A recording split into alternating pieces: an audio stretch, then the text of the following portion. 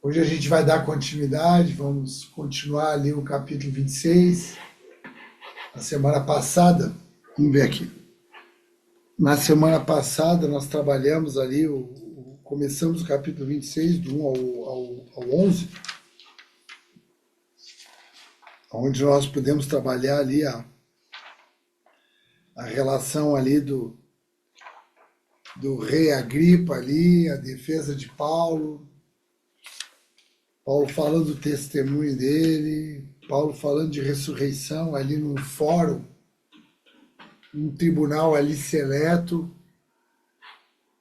de autoridades, e Paulo está se expressando, né? Então nós fomos até o versículo 11, que é uma parte ali da defesa dele, até o versículo 11, e hoje nós vamos continuar um pouco, vamos ver se a gente consegue chegar até o final desse capítulo 26. Se a gente não conseguir, a gente vai trabalhando parte a parte aqui, para ver se a gente, até onde a gente consegue ir hoje, né?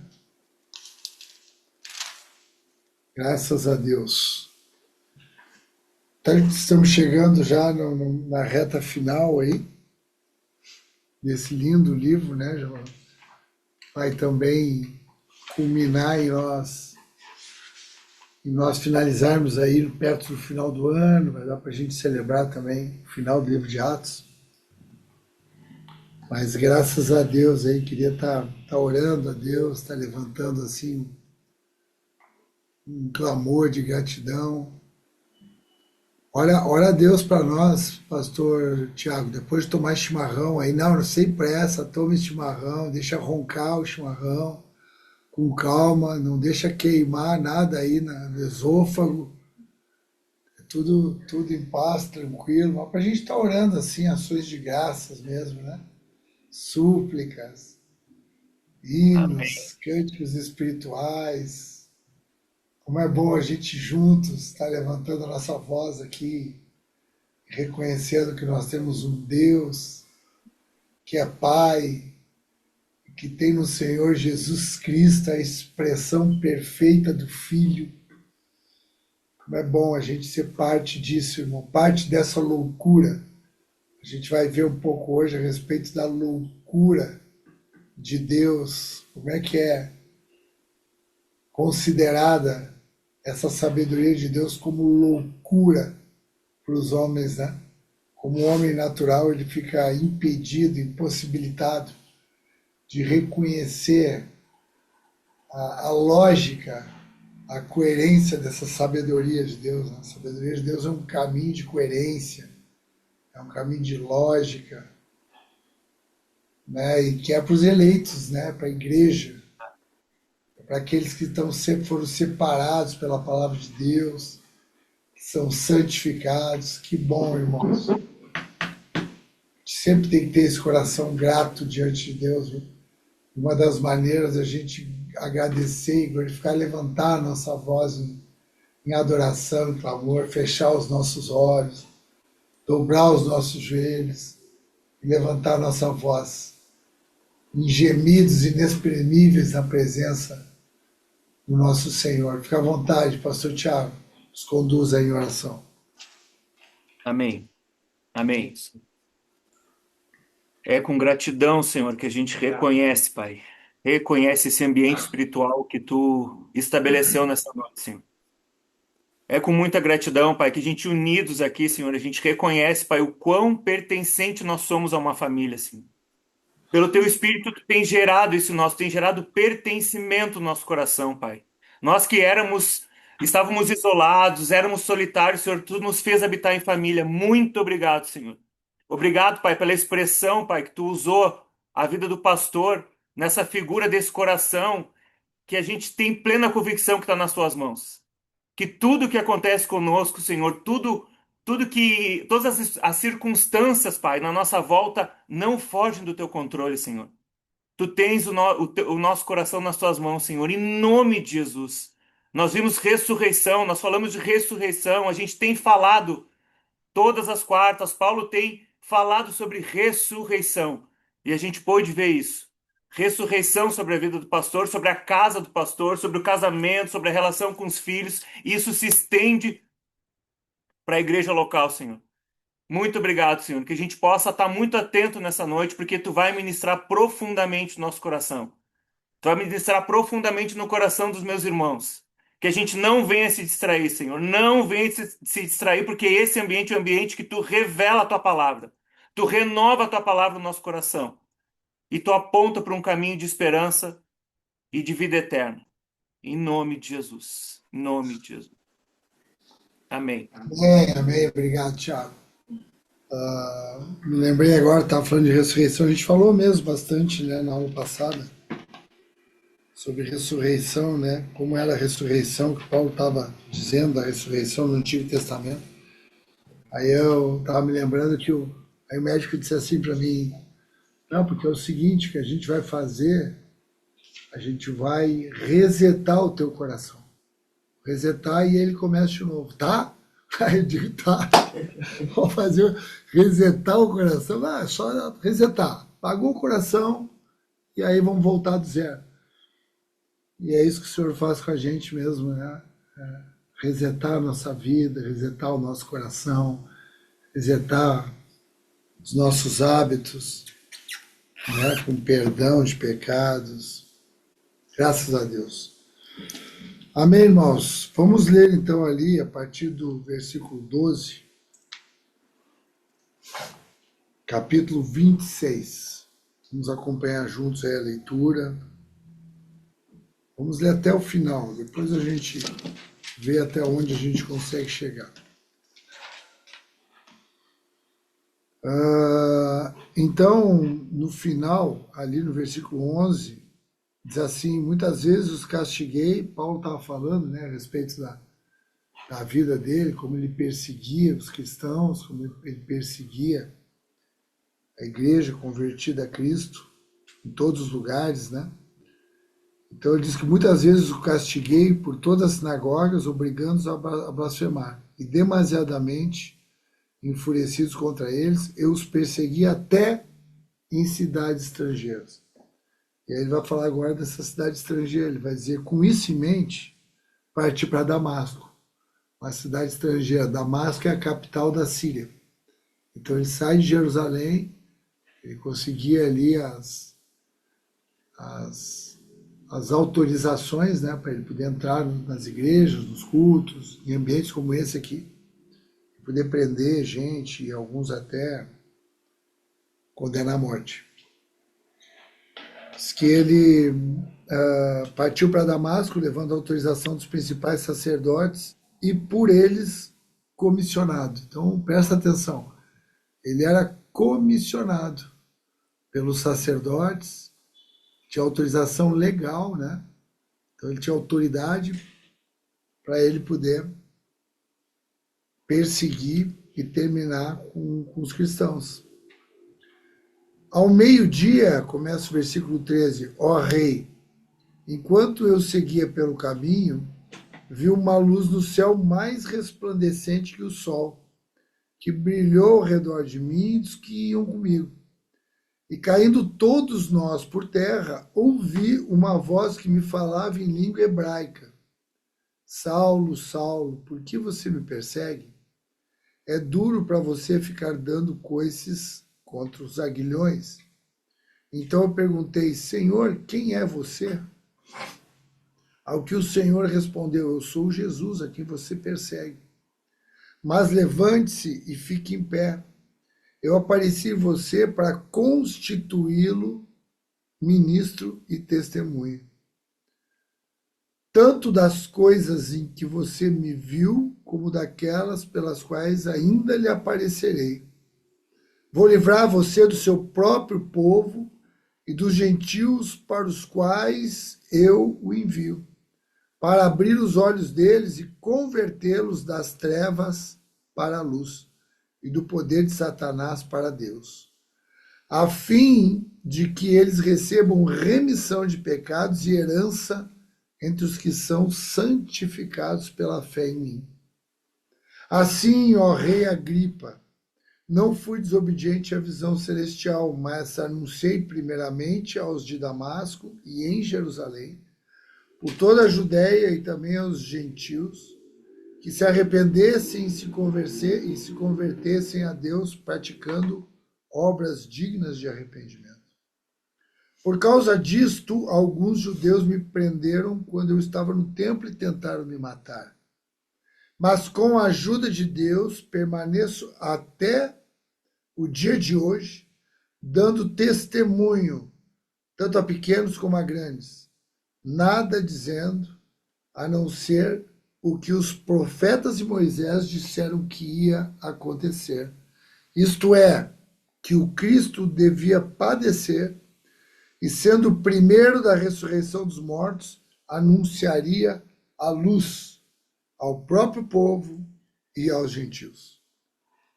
Então, tu vê que até aqui ele está discorrendo aqui mesmo aquilo que ele crê, a teologia, ele está dizendo aquilo que Deus está fazendo, ele fala de perdão, fala de remissão de pecados, né? Está falando de salvação. E quando ele chega mais uma vez, irmãos, ele chega nesse ponto, que isso era para o povo de Israel e para os gentios. Lembra que isso aí startava muito a ira das pessoas, né? Volta e meia, a ira das pessoas, quando ele chegava nesse ponto, que era muito difícil.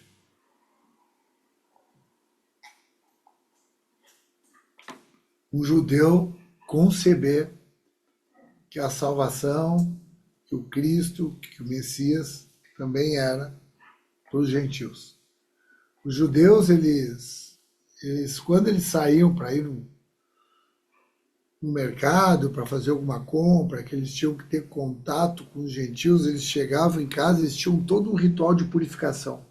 Eles tinham que se purificar porque eles acabavam ficando imundos, né? E hoje nós estamos com uma turma aqui, ó, mostra a turma que está aqui, Samuel. Está aqui, ó, os visitantes aqui, ó, vamos ver quem é que está aqui com a gente aqui. Olha lá, ó. Vidal, Vitor, está aqui com a gente, Samuel, quem mais está aqui? Ali, a dupla ali, ó. Laura e Lara. Laura e Lara, parece uma dupla sertaneja.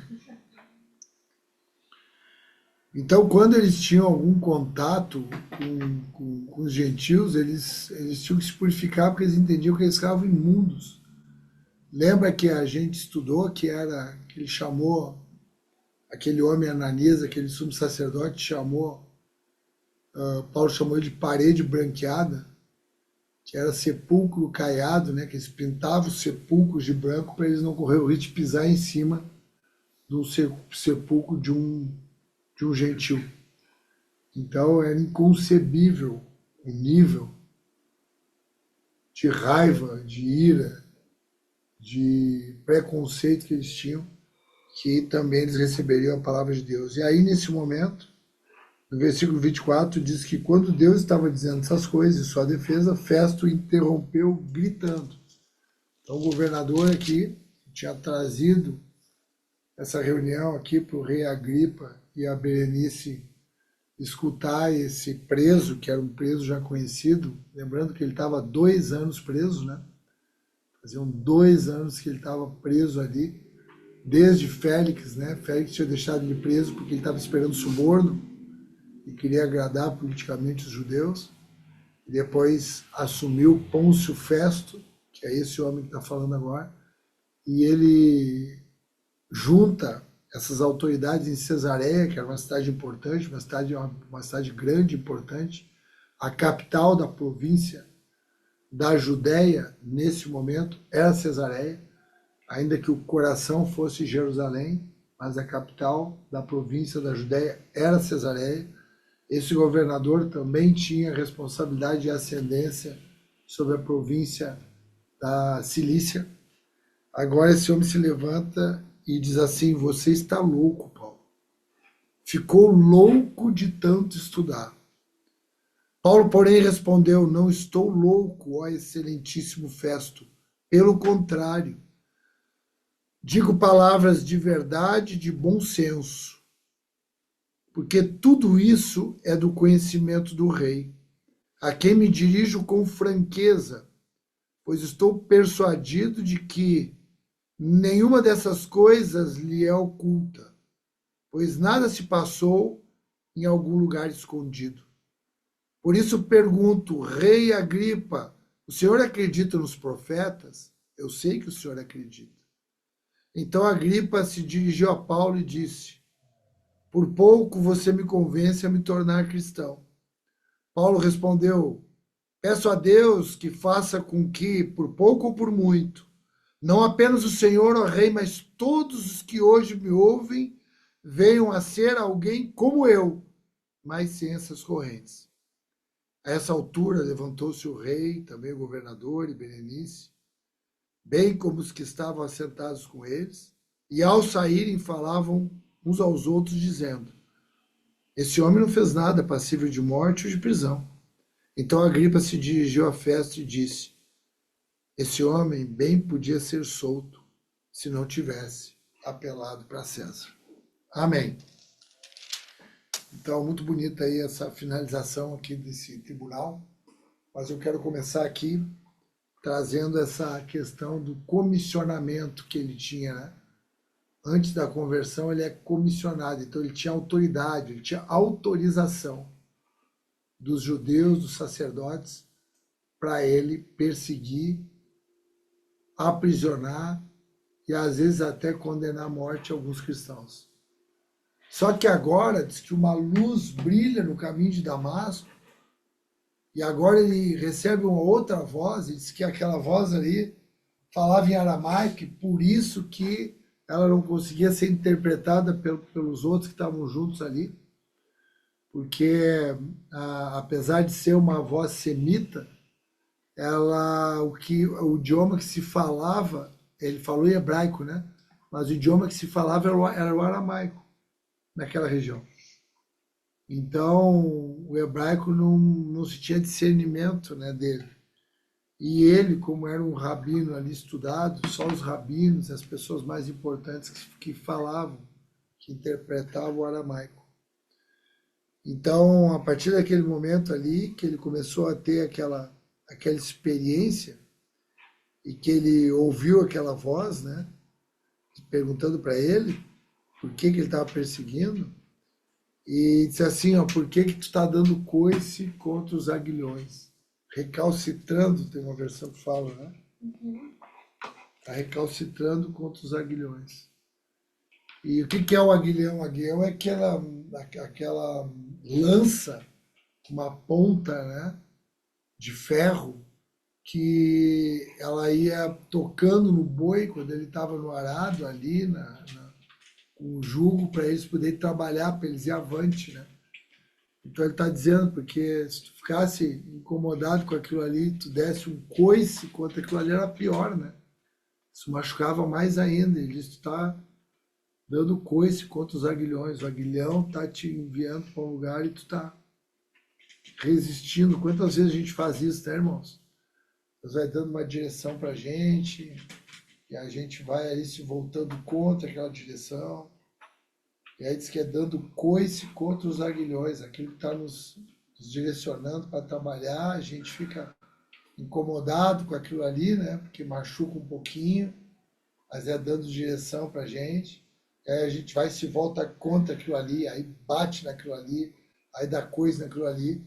E mal sabe a gente acha que a gente está machucando aquilo ali ou se vingando daquilo ali, e na verdade é a gente mesmo se machucando mais ainda.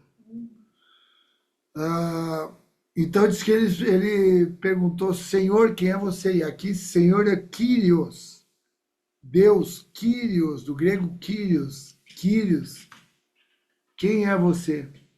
E aí ele diz, eu sou Jesus, e que agora ele diz que constituiu ministro e testemunha, que é para ele agora ter uma outro tipo de autorização. Então, o céu estava dando outra autorização para ele. O céu dá uma autorização para a vida da igreja. Tu tem autoridade para pregar, para testemunhar, para ser mártir por essa causa. A igreja tem uma autorização. Às vezes a gente se preocupa, né? A gente precisa de autorização, validação dos reis dessa terra, das autoridades dessa terra. E a gente às vezes não sabe que a gente tem uma autorização do céu. A gente é constituído, tu é constituído embaixador, tu é constituído. Tu tem um sacerdócio real sobre a tua vida. Então era essa autoridade que ele estava recebendo naquele momento. Tu vai pregar para tanto para o teu povo, né? Ele diz aí que eu vou livrar você do seu povo e dos gentios, ter das trevas para a luz e do poder de Satanás para Deus. Então essa mudança, né? Essa autoridade que a gente tem, essa autorização que a gente tem, é para a gente poder iluminar aquele que está em treva, de acordo com aquilo que Deus tem como vontade, porque é pela fé em Jesus. A graça ela é pela fé em Jesus e a partir de Deus que ele tinha essa autorização agora para testemunhar, para pregar. E essa autoridade que ele tinha era tanto autoridade para convencer alguns, como autoridade também para irritar de tal forma que ele fosse perseguido, mas ele tinha autoridade para suportar a perseguição também. Tem uma autoridade que não é só de convencimento, tem uma autoridade que é para suportar aquilo que tu não gostaria de sofrer. Uma autoridade sobre a nossa vida. Quando eu estava lá ontem no hospital, eu apelava para uma autoridade que tinha na minha vida. Então, o meu clamor ali não era para sair daquilo ali, eu exigir que não acontecesse isso, aquilo comigo. Mas o meu clamor ali é para que eu continuasse naquela autoridade que tinha na minha vida ali, de estar naquele lugar ali quanto tempo fosse necessário, e de poder também me submeter a qualquer coisa que fosse acontecer ali, né? Qualquer coisa, porque tu fica totalmente sem controle, qualquer sequela, qualquer coisa. Então, essa é a autoridade que a gente recebe também, é para tu poder te submeter também àquilo que Deus. Então, é a autoridade para viver na presença de Deus, né? Tanto num Deus que nos usa para convencer, quanto num Deus também que acaba nos entregando, às vezes, a lugares que a gente não entende, não gostaria, mas que nós queremos que tem propósito em relação a isso, né? Então ele fala que é converter trevas em luz e também o poder de Satanás para Deus. Então tu vê que aqui há um ambiente aqui de conversão mesmo, né? Aquele que está em trevas é iluminado, começa a conhecer algo que não conhecia, que vivia em ignorância, e o poder de Satanás, que é nos deixar nessa ignorância, agora a gente se converte para Deus, que é essa luz do conhecimento em Jesus Cristo, né? Conhecer as virtudes do Senhor, as virtudes do nosso Pai. Então ele está falando dessa experiência que ele teve, como agora ele foi comissionado, e ele finaliza ali dizendo, né? Entre os que são santificados pela fé em mim. Então, essa herança, né, que a gente consegue se apropriar. Aí, a partir do versículo 10, ele começa a falar agora diretamente para o rei. Ele diz, olha, toda essa visão que eu recebi, eu fui obediente a ela. Não desobedeci essa visão. Então, escreve aí, a obediência à visão celestial recebida pelo Pai. Então, escreve aí, a obediência da visão celestial recebida pelo Pai. Isso é um poder de Deus, irmãos.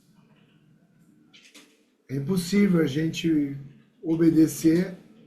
Às vezes a gente tem até um contato com essa visão, até entende a visão. Agora, o outro ponto é obedecer essa visão. Obedecer a visão celestial. É isso que ele disse, eu não fui desobediente, eu obedeci. Anunciei primeiramente Damasco, porque ele fica em Damasco, né, uns dias, e depois ele vai a Jerusalém, depois para a Judéia e aos gentios. Então ele refere aqui qual o versículo que ele volta de novo aqui a referir, que é a nossa chave aqui no etapa. Ana Ferraz, vamos ver a Ana. Ana é uma boa aluna, a Ana está sempre aqui. Ó. Qual é o versículo, Ana, que ele está referindo aqui? Ele está dizendo que pregou aqui nesses lugares. Qual é a alusão que a gente lembra? Que versículo? 1:8? Olha, viu como é ser, minhas alunas boas, como é que são? 1:8. Que serão minhas testemunhas em Jerusalém, em toda a região da Judéia, Samaria até os confins da terra. É isso que ele está referindo aqui de novo. Que é aquilo que Jesus falou, sendo ressurreto no início da nossa caminhada aqui em Atos. Primeiro capítulo, versículo 8, como a Ana falou agora. Então é isso que ele está referindo aqui, né? Que ele fez isso. E aí ele diz que também os gentios que se arrependessem e se convertessem a Deus, praticando obras dignas de arrependimento. Então aqui aparece mais uma vez que esse convencimento tem como pré-requisito arrependimento. Então aqui fala de obras de arrependimento. Obras, o que é um arrependimento? Vamos voltar aqui a falar e a escrever sobre isso. O que é obras de arrependimento? São obras a partir de um reconhecimento da natureza humana, terrena, carnal, caída, vencida pelo pecado, escravizada no poder de Satanás, que nos deixou em trevas. Então essas são as trevas. O que são trevas? Trevas é a ausência de arrependimento.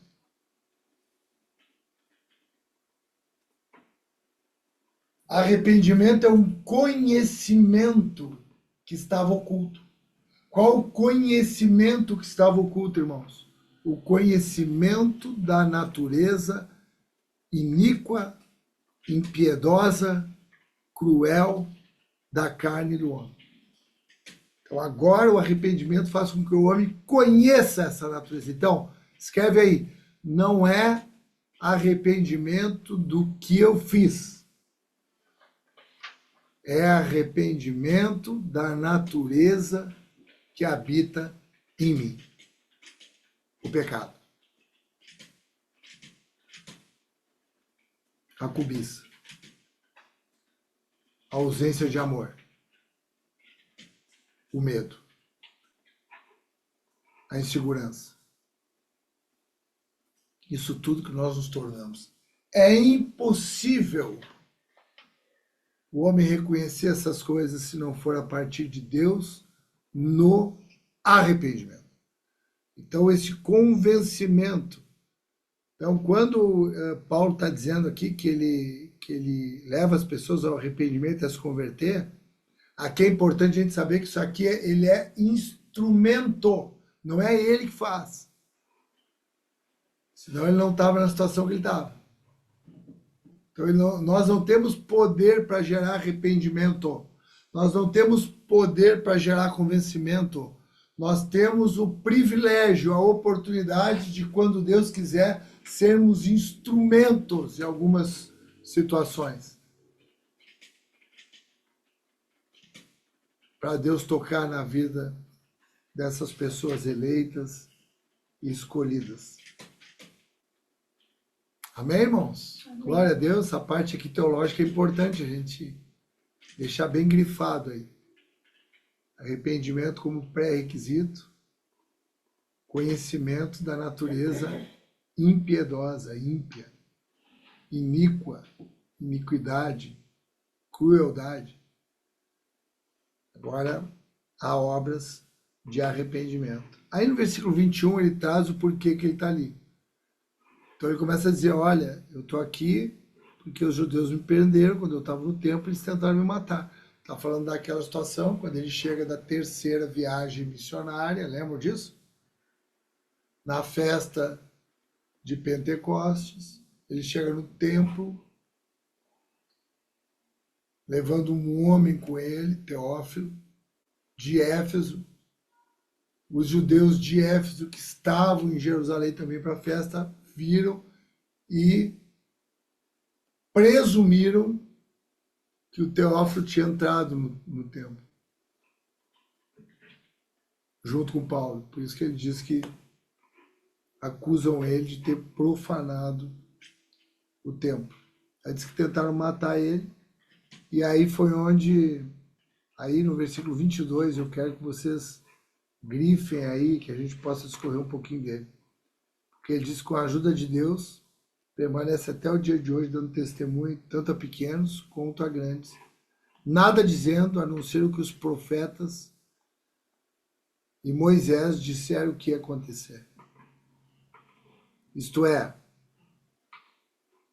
que Cristo devia padecer e, sendo o primeiro da ressurreição dos mortos, anunciaria a luz ao seu próprio povo, os judeus, descendentes dos hebreus, e aos gentios.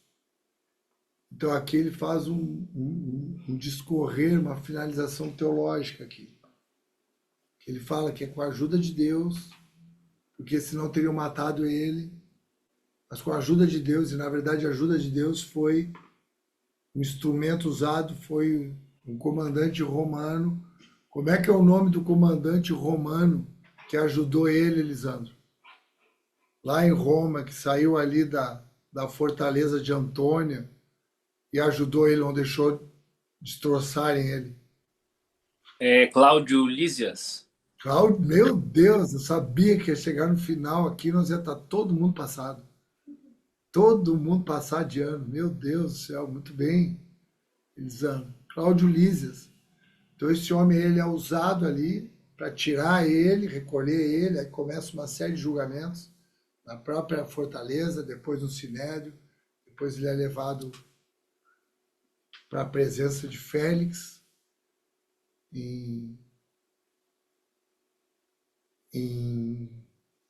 Cesareia, que é onde ele está até agora, já há mais de 2 anos. Agora nem é mais Félix, agora é Pôncio Festo. Então, diante do rei Agripa, porque ele diz que eu dou testemunho tanto para pequeno quanto para grandes, é para todo mundo que a gente prega, irmão. A gente prega em qualquer lugar, onde a gente vai, a gente prega, tanto pequeno quanto grande. Desculpa. Eu dou testemunho, ele estava ali num ambiente só de grandes, né? Ali, né? Eram grandes autoridades. E ele diz, eu estou dando testemunho aqui, dizendo o quê? Eu não estou trazendo nada novo, é o que ele está falando. Eu só estou dizendo que os profetas e Moisés já disseram. Só estou anunciando aquilo que já foi pré-anunciado pelos profetas, que o Cristo viria e iria padecer. Isso era uma coisa, escreve aí, grifa isso. Padecimento de Cristo. Não era concebido pelos judeus. Os judeus passaram despercebidos por aquilo que os profetas anunciaram. Que o Cristo havia de padecer. Eles imaginavam de forma lúdica que iria vir um Cristo, um cavalo de fogo, bem armado, imune a qualquer mal e destruindo toda a crueldade dos gentios. É isso que eles desejavam. Então eles passaram despercebido por aquilo que Isaías fala no capítulo 53. Que pelas suas pisaduras nós somos sarados. Ele seria machucado, que não haveria nenhuma formosura nele. Vamos ler lá esse Isaías 53 aí. Eu não ia ler, mas eu gosto muito desse texto aqui, me tocou no meu coração aqui agora para ler. Isaías é um profeta messiânico. E olha o que diz no versículo 3. Era desprezado, mais rejeitado entre os homens, homem de dores, e que sabe o que é padecer. E como um de quem os homens escondem o rosto era desprezado, e dele não fizemos caso. Certamente ele tomou sobre si as nossas enfermidades e as nossas dores levou sobre si. E nós o reputávamos por aflito, ferido de Deus e oprimido. Mas ele foi transpassado pelas nossas transgressões e moído pelas nossas iniquidades. O castigo que nos traz a paz estava sobre ele, pelas suas pisaduras fomos sarados. Então, esse texto aqui, ele passava em vão pelos judeus. Então, esse padecimento e a ressurreição, lembra que nós trabalhamos a ressurreição na aula passada? Vários textos nós trouxemos, onde no Antigo Testamento era anunciado pelos profetas a ressurreição, lá em Daniel, a ressurreição. Então é isso que ele está citando de novo. E aí quando ele diz anunciar a luz ao próprio povo e aos gentios, aí há aquele colapso. Aí esse homem se levanta agora com fúria, aí ele traz agora esse tema que eu quero trazer aqui para a parte final da aula, que é a loucura de Deus. A sabedoria de Deus é uma loucura para os homens. Então ele diz assim, ó, tu está louco. Imagina, ele rompe no meio daquela defesa de Paulo, ele rompe, tu tá louco, tu é louco. Ficou louco de tanto estudar. Tu vê ali, ele reconhecer que ele era um homem letrado, né? Que era um homem... Às vezes a gente fica meio louco mesmo de tanto estudar, mas não era o caso, e é bom estudar. É bom estudar. E aí, quando ele diz isso, Paulo diz assim, eu não estou louco, ó excelentíssimo. Pelo contrário, essa palavra é de bom senso. Irmãos, as palavras do Senhor têm coerência e bom senso, porque é um culto racional. Por isso que se nós pararmos com sobriedade, se nós não nos embriagarmos, nós tivermos na nossa mente salmos, hinos e cânticos espirituais, se nós pensarmos nas coisas que são do alto, buscarmos as coisas que são do alto, nós teremos lucidez para poder entender lógica e bom senso, coerência. Ele está dizendo, isso não é loucura, isso é coerência, é bom senso. Vocês é que não estão compreendendo essas coisas. E aí ele diz, porque é do conhecimento do rei a que eu me dirijo com franqueza. Isso é outra virtude também, né? Então escreve aí, aquilo que é loucura para o mundo,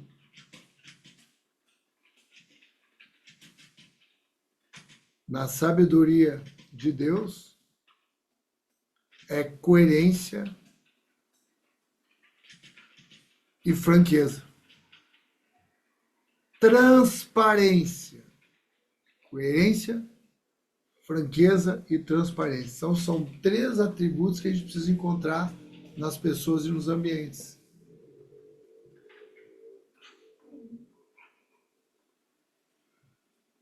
Coerência, franqueza, verdade e clareza, transparência.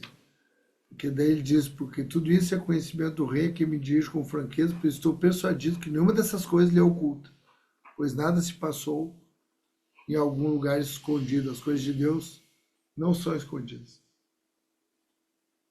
As coisas de Deus são claras, luz, é visto por todos. Não há nada em oculto. Então isso ele traz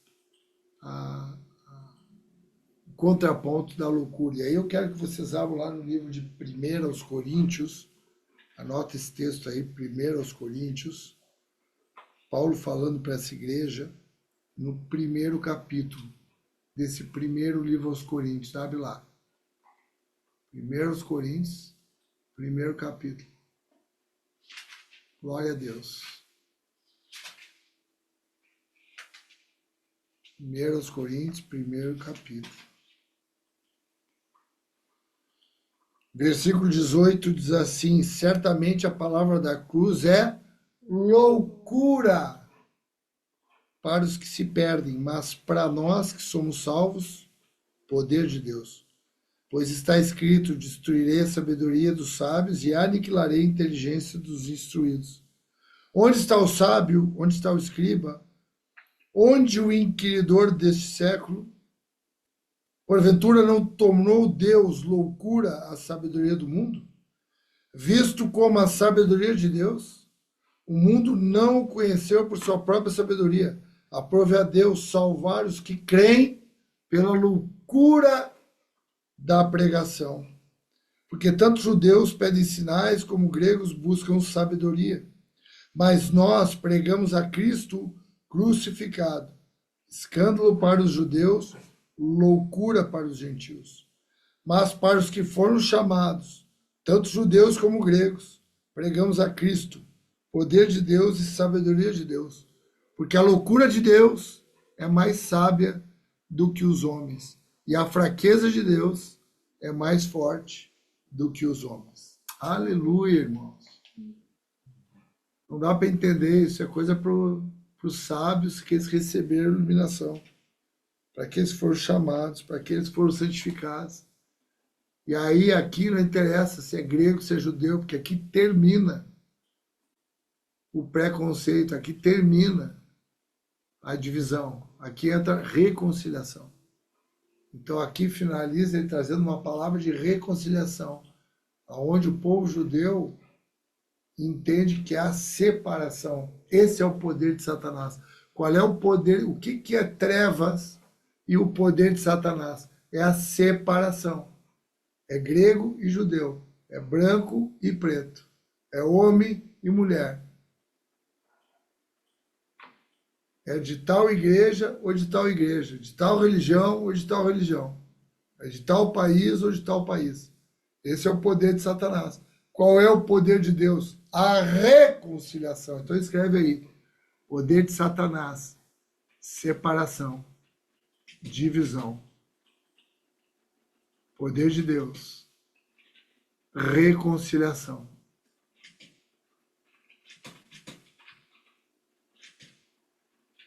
Então ele diz, esses eleitos aí, não interessa de onde vem, o que interessa é que eles são eleitos, são tocados pelo nosso Pai e passam a ser agora parte da sabedoria de Deus, que para os homens é loucura, por isso que aquele homem gritou, tu estás louco, então aquilo ali era um profético sendo falado. A gente vai ser chamado de louco, irmãos. Já foi chamado de louco já por alguém porque tu é crente? É assim que acontece. É assim que acontece. Por quê? Porque eles não têm compreensão disso. Então ele finaliza aqui, é assim que eu queria finalizar com vocês essa aula, trazendo o poder de Deus naquilo que é incompreensível para o homem. Então escreve aí, o poder de Deus consiste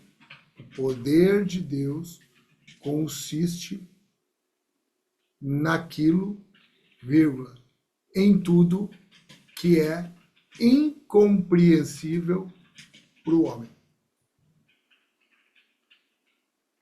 O poder de Deus consiste em tudo que é incompreensível para o homem. Não tem como compreender o poder de Deus, por isso que ele diz isso é loucura. Por quê? Porque é algo que excede o entendimento. Por isso que é loucura. E excede, é além do limite da compreensão humana. O amor de Deus.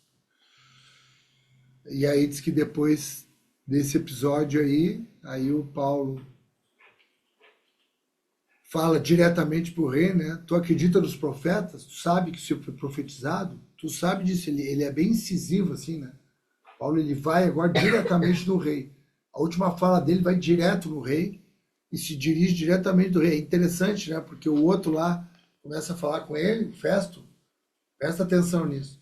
Festo começa a falar com ele, começa a gritar, tu tá louco, tu tá isso? Ele diz, não, eu não tô. E aí já se dirige para o rei. Tu acredita nos profetas? Eu sei que tu acredita. Aí, quando ele se dirige a ele, tem uma fala importante aqui, que daí o rei, o Agripa, diz assim, por pouco você me convence a me tornar cristão. Aqui tem uma dupla interpretação dos estudiosos, dos teólogos. Alguns interpretam como uma ironia. Alguns interpretam como uma ironia. Olha, tu acha que tu está... Isso é pouco. Tu acha que tudo isso que tu está falando vai me converter? Tu acha que eu vou me tornar cristão? Só por isso que tu falou? E outros, uma outra linha, entende que aqui realmente ele estava quase tocado por Cristo, mas ele se sentiu, aquilo fez sentido para ele. Eu entendo essa segunda linha. Por todo o contexto, assim, eu entendo que é a segunda linha, que aquela retórica, que aquela narrativa, que aquela defesa fez ele ficar assim, atento. Por isso que depois ele mesmo começa a falar e fala para Festo, olha, esse homem aí não tem nada, não tem nenhuma condenação para ele, isso aí não tem como ele estar sendo acusado de morte, não tem como ele estar. E aí termina dizendo aqui que ele se dirige, porque daí se levanta, vai todo mundo se levantando, Berenice, as autoridades vão indo, vai tendo aquela conversinha nos cantos assim agora, né? Depois da reunião.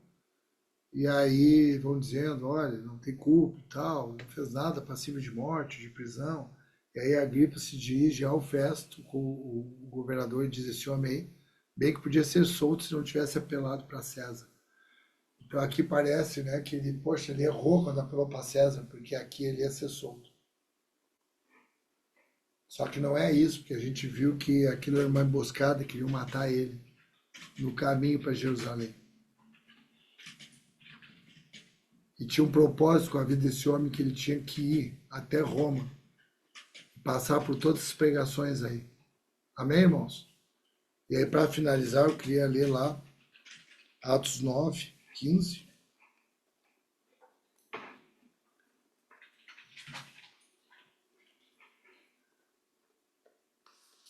Lê para mim, Fábio, Atos 9, 15. E lê para mim, Isabel, Atos 23, 11. Primeiro a Fábio lê Atos 9, 15. E depois a Isabel lê Atos 23, 11. Pode ficar à vontade, Fábio. Amém. Mas o Senhor disse a Ananias: vá, porque este é para mim um instrumento escolhido para levar o meu nome diante dos gentios e reis, bem como diante dos filhos de Israel. Então, olha só, aqui ele está falando, versículo, capítulo 9 de Atos, lembram? É a conversão do Paulo, né? Então, aqui está falando quando ele chega em Damasco, cego, esse homem Ananias, Deus fala para ele ir lá orar por ele, reconhecer ele, e aí ele diz para Ananias, esse homem aí, eu vou levar ele diante de reis. Então havia uma palavra profética para ele passar por tudo isso, era a maneira que Deus escolheu para ele passar por tudo isso. Lê lá, Isabel, Atos 23, 11. Na noite seguinte, o Senhor, pondo-se ao lado dele, disse: coragem, pois do modo porque deste testemunho a meu respeito, deste testemunho a meu respeito em Jerusalém, assim importa que também o faças em Roma. Amém, obrigado. Então aqui é de novo Jesus falando com Paulo quando ele está preso na fortaleza de Antônia. E aí o Senhor fala com ele, olha, do mesmo modo que tu deu testemunho, aqui em Jerusalém tu vai ter que ir a Roma também. Então ele está numa jornada, num caminho aqui, que agora a gente vai começar a entrar nessa caminhada dele, essa longa, a mais longa viagem dele, que é a viagem para Roma. A gente vai entrar nesses dois últimos capítulos agora. Amém, queridos? Amém. Graças a Deus, né? Terminou agora aqui esse tempo dele em Cesareia e agora ele vai ser enviado para César. Termina com essa pregação, com esse ambiente aqui de ensinamento, de coragem, um homem posicionado, irmãos. Bonito de ver o exemplo que Paulo deu para nós, o fundamento que ele deixa para a gente. Para a gente ter esse posicionamento aí em qualquer lugar. Em qualquer lugar. Na prisão, preso, no trabalho, na escola, no hospital. O coração meia boca. Qualquer jeito, não interessa. Todo tempo, toda hora e todo lugar. Amém, queridos?